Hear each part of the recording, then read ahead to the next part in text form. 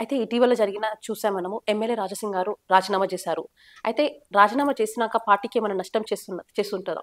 చూడు తల్లి, మీకు మాట చెప్తా. మా వల్ల పార్టీ తయారవ్వలేదమ్మా. ఏండ్ల సందడి.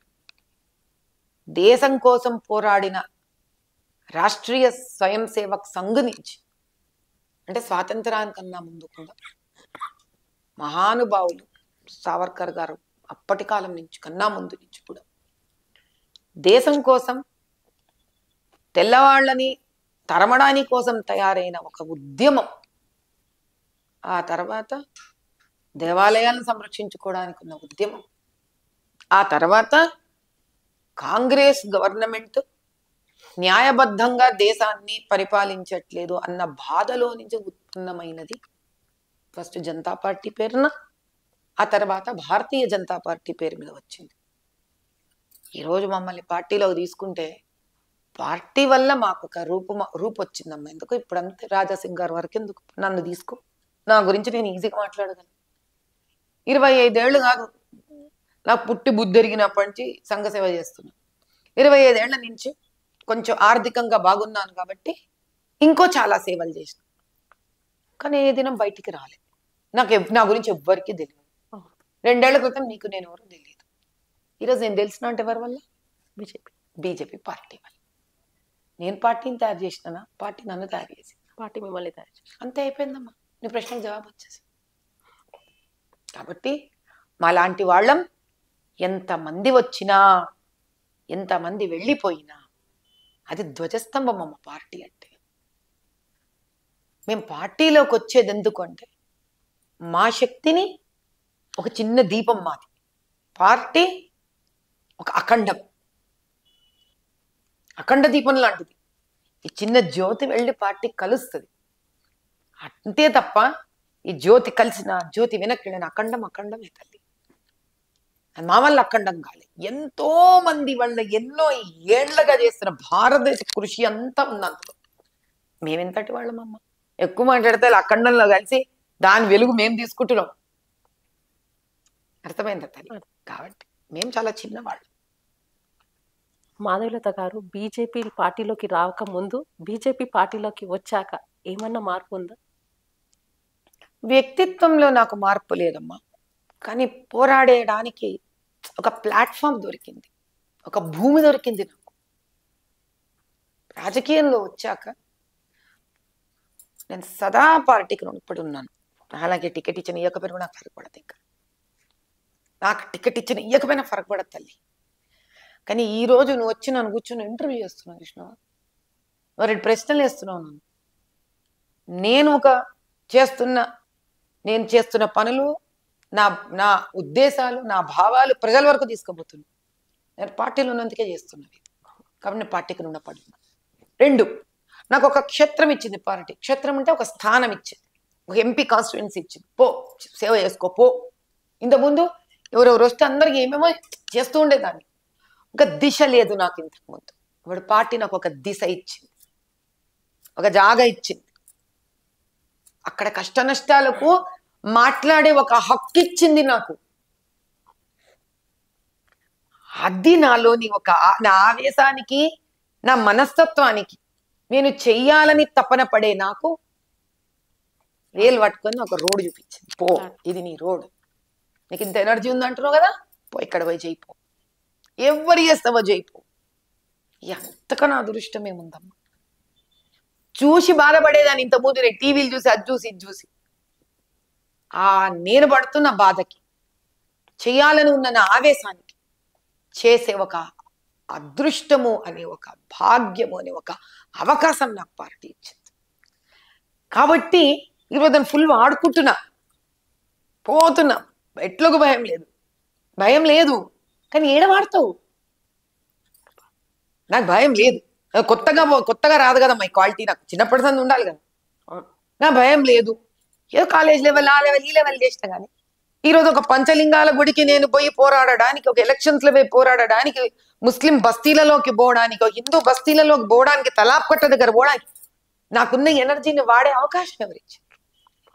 కాబట్టి ఆ అవకాశం ఇవ్వడం వల్ల ఏమైతోంది, అంటే నాలాంటి ఒక వ్యక్తి పదునెక్కుతారు, చేసే జోష్ పెరుగుతుంది, చేసే కొద్దీ నేర్చుకుంటున్నా, చేసే కొద్దీ పవర్లో ఉన్న రాజకీయ నాయకులు, పార్టీలు ఎంత భయంకరంగా ఉన్నారో తెలుసుకుంటారు.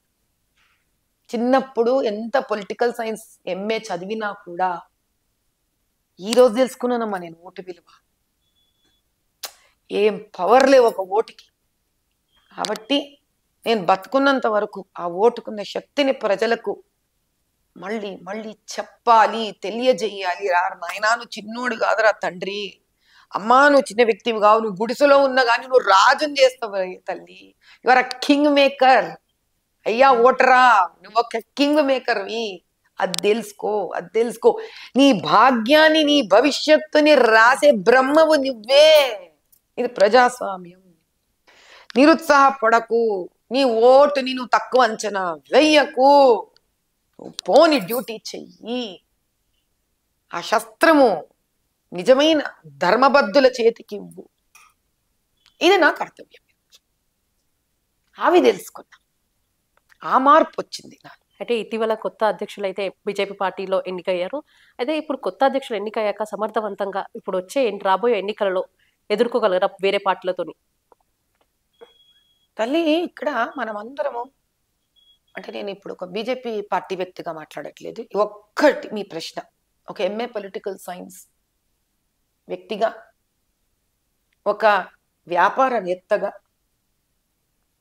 ఒక ఓటర్గా, 50 ఏళ్ల జీవితం అనే ఒక అనుభవంగా, ఆధ్యాత్మిక చింతన తెలిసిన వ్యక్తిగా నేను మీకు మాట చెప్పగలను. బహుశా ఇట్లా ఆలోచించిండొచ్చేమో అధిష్టానం. సో నేను రాజకీయ నాయకురాలుగా చెప్పట్లే ఆన్సర్. మనకి ఫర్ ఎగ్జాంపుల్ యూపీ తీసుకున్నాం అనుకో, అక్కడ సీఎం క్యాండిడేట్ వేరు, పార్టీ ప్రెసిడెంట్ వేరు. ఏమ్మా అంటే దాని అర్థం ఏంటంటే, తెలంగాణలో ఇంతకాలం బీజేపీ పార్టీ ప్రెసిడెంటే ఇంచుమించు సీఎం క్యాండిడేట్గా ఒక ఆలోచన ఉండడం జరిగింది. కానీ ఇప్పుడు రాజకీయ నాయకురాలుగా మాట్లాడతా.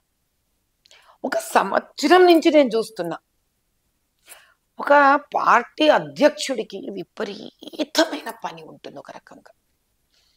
అంటే మీకు భారతీయ జనతా పార్టీని నేను 1 సంవత్సరంలో అర్థం చేసుకున్నది ఏంటంటే తల్లి, సంవత్సరం మొత్తము చాలా కార్యక్రమాలను ఇస్తుంది సెంటర్. ఇవి ఎటువంటి కార్యక్రమాలు, అసలు ఏ పార్టీలో లేవు ఇట్లా కార్యక్రమాలు. అంటే మీరు కాంగ్రెస్లోనే తీసుకోండి, బీఆర్ఎస్లో తీసుకోండి, వేరే వేరే రాష్ట్రాల్లో ఉన్న రీజనల్ పార్టీస్ అంటే ప్రాంత పార్టీలను తీసుకున్నా కూడా బీజేపీకి ఉన్న ఆలోచన విధానం వీళ్ళకు లేదు. అంటే మీకు చిన్న ఉదాహరణ ఇస్తా.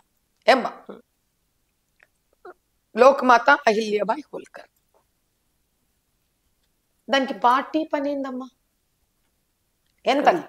కానీ మరి దీనికి ముఖ్య ఉద్దేశం ఏంటి అని అంటే, అంత పెద్ద మహనీయురాలు, ఒక లంబాడా వ్యక్తి, ఆ స్త్రీ గోండు స్త్రీ, ఆవిడ పశువుల కాపరి కూతురు, దేశాన్ని పరిపాలించింది, చదువు లేదు, మంచి ఆధ్యాత్మిక చింతన ఉన్న వ్యక్తి ఆవిడ.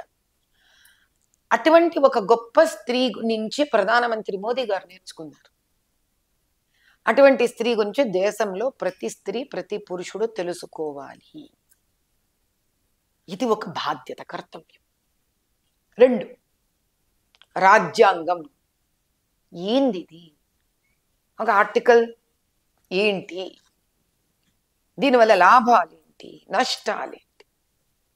3, 1 నేషన్ 1 ఎలక్షన్ ఎందుకు చెయ్యాలి, దేనికి చెయ్యాలి, దీనివల్ల లాభ నష్టాలు ఏంటి, దేశ ప్రజల కష్టార్జితం దీనివల్ల డబ్బులు ఎన్ని కోట్లు, లక్షల కోట్లు మిగులుతాయి,